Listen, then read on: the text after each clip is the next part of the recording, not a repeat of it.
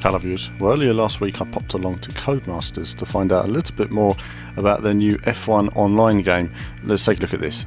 Hello viewers, well, I'm joined here by Tom, who's the lead game designer for F1 Online. Thank you for joining me today, Tom. So, F1 Online, just having a go on it myself, you actually get to drive the car. I wasn't expecting that from a management simulation. I thought it was just going to be the hands-off management behind the scenes. Where did the idea come from for that?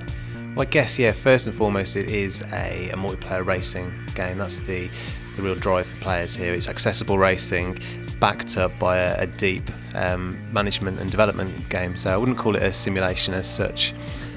We knew we wanted to move into the online kind of gaming space, very sort of modern approach with the microtransactions and the kind of casual, always online sort of gameplay.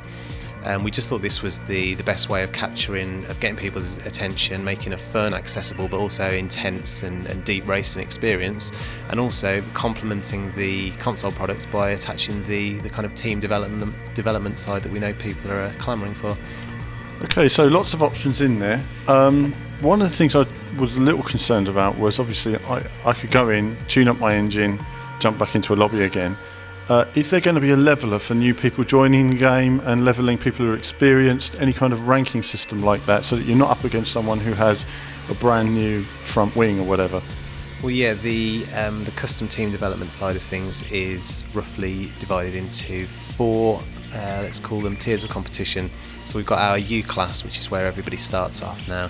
This is what you played today. So this is a more sort of, not quite F1, it's more the kind of the feeder series. The cars are a bit slower. You don't need to brake quite so late, or you can't afford to. So it's a little bit more of a sort of a rounded racing experience. But as you develop your team, if you want to stay competitive and stay lucrative and get the winnings, then you need to go through the other tiers of competition. So moving up through C class, where you'll be with other like-minded C class racers, into B, A class, and ultimately S class and beyond, which is where we see the sort of the performance meeting that of current F1 cars.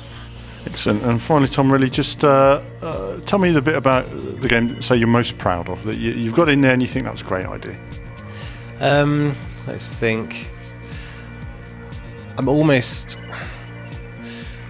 for words because there's so many good elements of the game, but what we really find is it's just we've been constantly surprised by how solid and reliable the racing experience is. There was a time during development when we had to focus heavily on the management side of the game. We already had a racing sort of prototype down, and we kind of banked that and went on to look at the management. And we came back and we were almost just fingers crossed hoping that the racing experience was still going to be good and still going to be fun.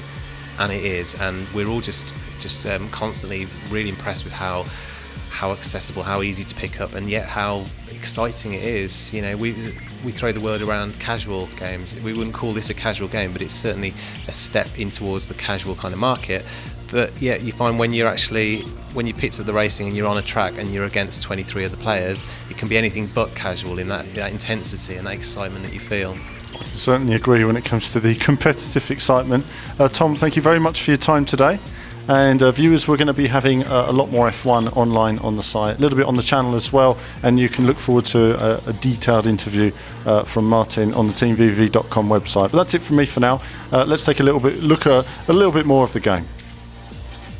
Okay, so that was reasonably interesting. That was a very brief interview. We've got an extensive selection of information on the website, as I already mentioned, to check it out, and that link's going to be, if it's not below this video now, it soon will be in the coming days. And I'll also be showing you some footage of the game in action as well. I mentioned driving the car. Obviously you don't drive it with a steering wheel, you drive it with your mouse. But when I first saw F1 online, first I saw some clips, I thought it was going to be entirely management. You know, you set your car up and it kind of runs itself, if you like a management football game, rather than actually playing it sort of sensible soccer style or something.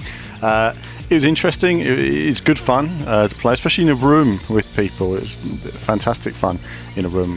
We've sort of enjoyed the banter between the different drivers there. I was under pressure, came last in my first race, didn't get the idea of playing a racing car with a mouse at all, and then gradually got better at it as the couple of races went on. But as ever, there'll be more on that on the site, and there'll be a separate video coming up which is going to look briefly at the new Codemasters RaceNet system as well. But that's it from me for now. As ever, more soon.